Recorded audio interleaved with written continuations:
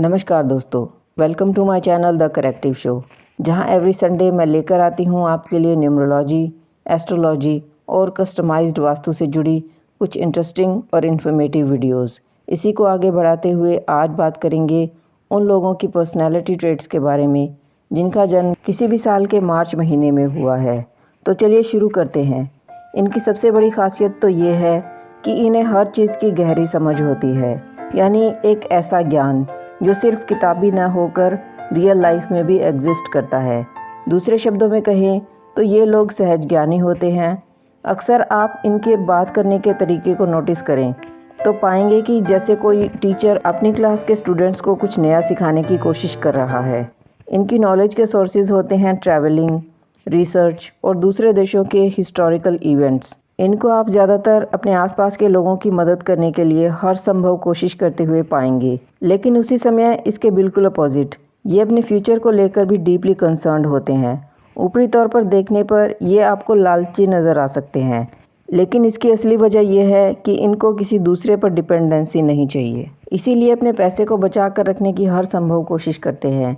Actually ये लोग अपने बुढ़ापे को लेकर काफ़ी इनसिक्योर फील करते हैं और इसीलिए चाहते हैं कि रिटायरमेंट की एज को पार करने के बाद भी इतना अमाउंट तो इनके पास जमा होना ही चाहिए कि उसके ब्याज से अपना बढ़िया गुजारा कर सकें।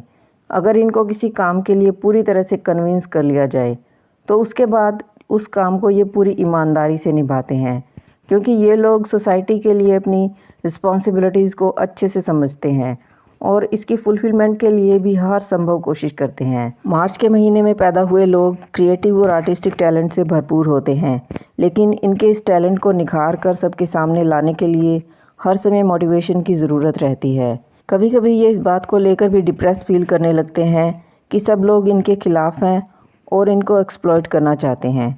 यूजुअली आप पाएंगे कि ये बिना मांगे राय कभी नहीं देते। सोसाइटी के डूज़ एंड डोंट्स को भी ये लोग स्ट्रिक्टली फॉलो करते हैं। वैसे तो ये लोग काफ़ी स्ट्रॉन्ग विल पावर रखते हैं, लेकिन दूसरी तरफ इनकी पर्सनैलिटी वीक देखने को मिलती है जब इनका फ्रेंड सर्कल कुछ आलसी और बिगड़े किस्म के लोगों वाला हो। ये संगति इनके करियर और जीवन दोनों के ग्राफ को निरंतर नीचे की तरफ ले जाने लगती है, जिसका नतीजा रहता है मानसिक और शारीरिक तौर पर बीमार रहने लगना। इनका नेचर सेंसिटिव होने के साथ साथ दूसरों को अपनी बातों से इन्फ्लुएंस करने वाला भी होता है। सभी तरह की मिस्टिक साइंसेज में इनकी गहरी रुचि देखने को मिलती है।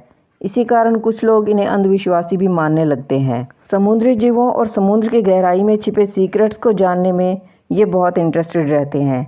इसीलिए मार्च में जन्मे लोगों को आप मोस्टली समुद्री रास्तों के ज़रिए इंपोर्ट एक्सपोर्ट, नेवी, फिशिंग से जुड़े बिजनेस में भी एक्सेल करता हुआ पाएंगे। इनके लिए सबसे बड़ा लाइफ लेसन यही है कि इन्हें अपने इमोशंस को पूरी तरह से अपने काबू में रखना होगा, और अगर ये लोग इसे करने में कामयाब हो जाते हैं तो फिर इसके बाद दुनिया की कोई भी ताकत इन्हें आगे बढ़ने से रोक नहीं पाएगी।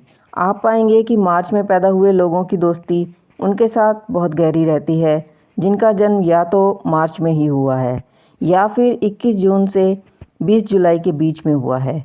इनका सेंटर ऑफ अट्रैक्शन वे लोग ज़्यादा रहते हैं जिनका जन्म 21 अगस्त से 27 नवंबर के बीच के टाइम पीरियड में हुआ है। अब अगर इनकी हेल्थ की बात करें तो सबसे पहले तो इनका ब्लड प्रेशर या तो बहुत हाई रहेगा या एकदम लो। दूसरा, इंटेस्टाइन से जुड़ी प्रॉब्लम्स, एनीमिया, नर्वस सिस्टम से जुड़ी बीमारियां जैसे नींद ना आना और डिप्रेशन, ये कुछ हेल्थ इश्यूज इनमें ज़्यादा देखे गए हैं।